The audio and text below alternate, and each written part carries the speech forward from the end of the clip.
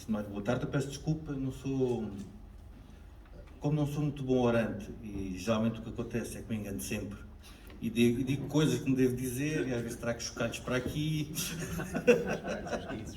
guizos, etc. Não, os chocalhos o Rui deve-se lembrar, resolvi escrever um texto que é entre um pouco falar sobre o processo do livro e, acima de tudo, de algumas motivações políticas, porque penso que também estes trabalhos devem ter também, porque é que há um momento em que as coisas que podiam ir para um lado vão para o outro. Por isso, eu escrevi um texto, são 10 minutos apenas, peço-vos. Não sou também grande leitor e tenho uma pena. É verdade, eu sigo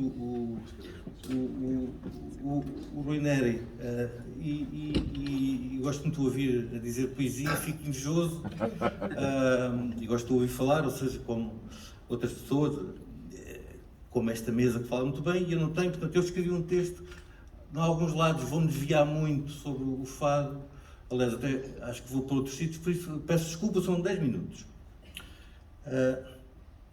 Antes de mais quero agradecer à Câmara Municipal de Lisboa e ao Museu do Fado, nas pessoas do Sr. Vereador Diogo Moura e da Sra. Diretora Sara Pereira, é tão bom estar aqui, a possibilidade de se poder lançar aqui, nesta casa onde salvaguarda o fado, este livro colaborativo, ou seja, este livro, a coordenação é falsa porque ele resulta de conversas contínuas. No fundo, este livro é o mar da palha onde desaguam vários rios. Assim como agradecer a Ricardo Ribeiro, um fadista que eu muito admiro e que agora rendeu-se ao Alentejo, o ter aceito o convite para apresentar este livro Severo em 1820. E já agora agradeço também, e é importante que o faça, a todos e a todas a vossa presença, esperando que este livro, que agora se lança, vos surpreenda. Antes de mais, algumas palavras de agradecimento, e a primeira devo dirigir aos autores que aceitaram construir esta obra coletiva. O resultado final, seja qual for a posição tomada por cada um de nós, é, creio, muito interessante e muito fecunda, abrindo-se a novos caminhos que outros poderão retomar criticamente. Não devo também esquecer aqueles que, não sendo autores neste livro, muito contribuíram para que estes textos existam através de informações dadas ou de uma presença generosa. Falo do João Fialho, do António Monteiro, do Miguel Baena, da Rita Jerónimo, do Francisco Guerra, do Ricardo Boia e da Ana Isabel Silva, assim como do encontro fabuloso em São Facundo, que é uma pequena aldeia do concelho de Abrantes, onde de repente um homem puxa de 1000 papelinhos, mostrando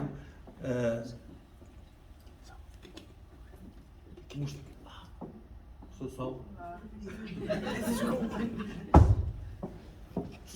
Mostrando em diferentes papelinhos fotografados num telemóvel uma parte do mapa genealógico de Maria Severa Onofriana, e da mãe, e do pai. E agradeço também ao designer Mário Lérias a sua disponibilidade.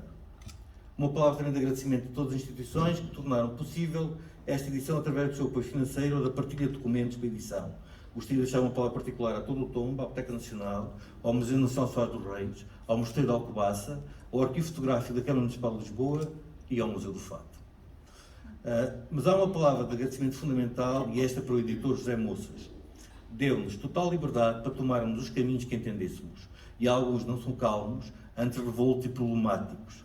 Ao agradecer, penso uma voz de todos nós que escrevemos ou fotografámos para que este Severo 1820 fosse uma realidade.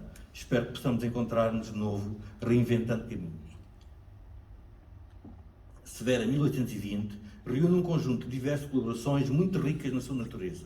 Esta riqueza provém em muito, e importa chamar a atenção sobre este facto, do encontro entre investigadores independentes e investigadores académicos, ao qual se juntou a arte através de um portfólio fotográfico.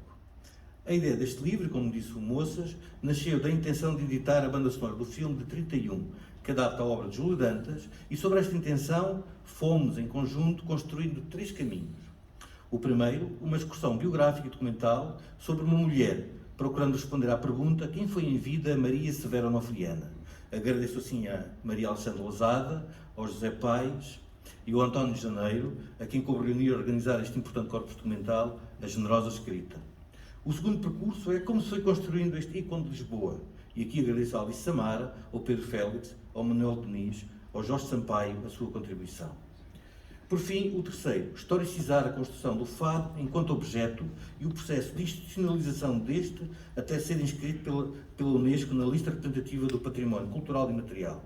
Agradeço à professora Salva e ao professor Rui Vieira Neri a partilha das suas investigações e o seu olhar, que é fundamental.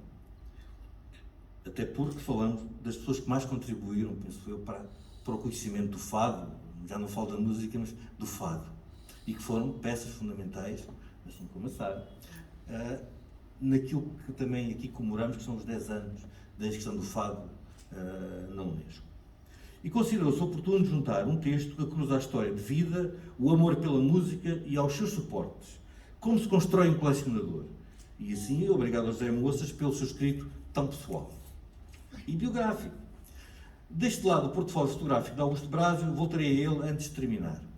Não posso deixar de referir a impossibilidade de contribuições que muito teriam enriquecido este severo 1820, impedimentos vários, todos compreensíveis, mas que tornaram impossível contar com essas contribuições. Eu enumero-os aqui porque poderá haver uma nova edição. E então contar com essas colaborações. Falo, por exemplo, da história da arte e o fado, ou como se tem comunicado através de exposições a Canção de Lisboa.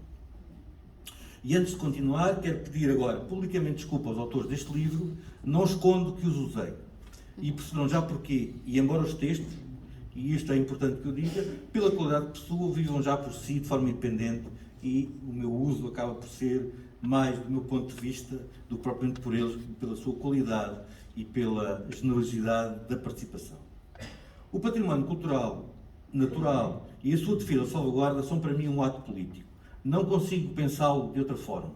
Há muito que acredito que a promoção de um bem cultural, seja qual for a sua natureza ou geografia, deve servir, antes de mais, para a promoção de valores e de causas.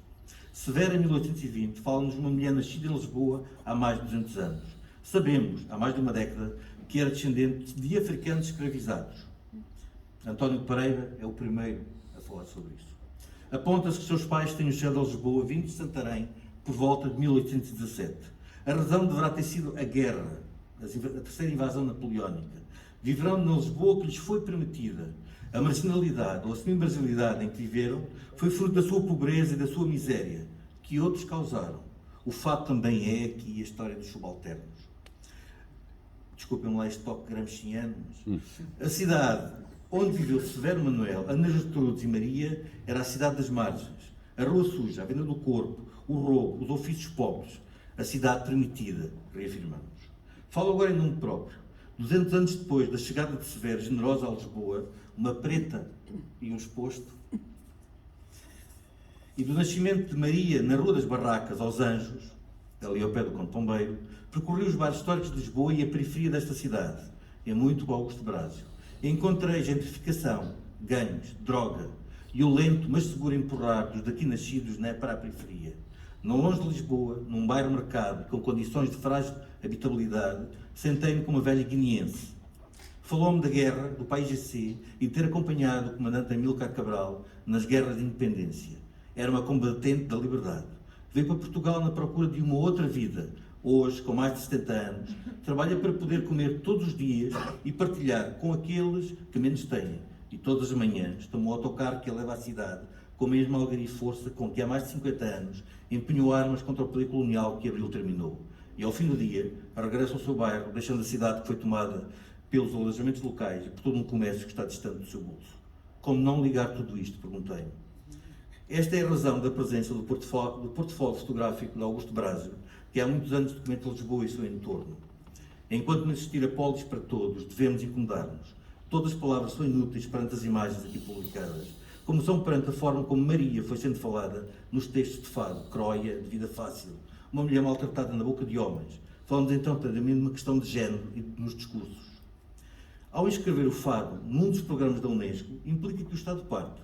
Os promotores e os detentores do bem cultural sabem que assumem os valores desta instituição supranacional. Os valores da paz, da democracia, do diálogo, da igualdade, de género, do combate contra a exclusão social, e este será aqui uma adenda a tudo isto, contra as alterações climáticas. O meu amigo, e vou já terminar, Padre Ares Nascimento, um dia falou-me de compaixão. Comunista que sou e ateu, fiquei de imediato eriçado. Mas ele na fundura de uma cultura humana de mais de 2000 anos, onde o silêncio é uma palavra terrível e é uma das travas, explicou-me que compaixão é o ato de amor que devemos ao outro. Neste trabalho aprendi a amar severa nos outros que devia viver em condições não humanas e não dignas, mas que lutam dignamente por dias melhores. Na Quinta do Mocho, por exemplo, quando procurei fotografias para uma capa violenta, que não usámos, conheci e falei com jovens de países africanos a licenciarem-se, a tratarem dos seus doutoramentos, ou comi com alfacinhas para ali empurrados. Dedicar este livro a Carlos do Carmo é tornar vivo todos os dias quem viveu na e a cidade e que nela lutou para valores e causas, democraticamente, inclinando perante o homem que continua entre nós, um homem na cidade, na polis. Por fim, há que aproveitar também este momento para outras causas, as mesmas causas. Todas as nossas lutas serão inúteis se não pensarmos na casa comum que partilhamos. Esta casa é a terra, a nossa última e primeira polis. Há uns anos, aqui neste auditório, trouxe um chocalho que oferecia ao Rui e, na altura, preocupava-me a extinção do património genético português e dos sons na paisagem. Trago hoje aqui um frasco de mel que vou oferecer à Sara, espero que gostem. Não para vos adoçar a boca, mas para chamar a atenção para que a nossa casa comum, o que a nossa casa comum deve a uns pequenos animais, as abelhas. Nós e as abelhas do mel temos uma vida comum de muitos milénios. Sem elas, como sabem, parte da polinização não é feita e sem esta não há plantas e aves. Recordo que as abelhas estão a morrer devido à agroindústria e à fome por causa das alterações climáticas. Este mel já é produto de abelhas alimentadas que não há comer.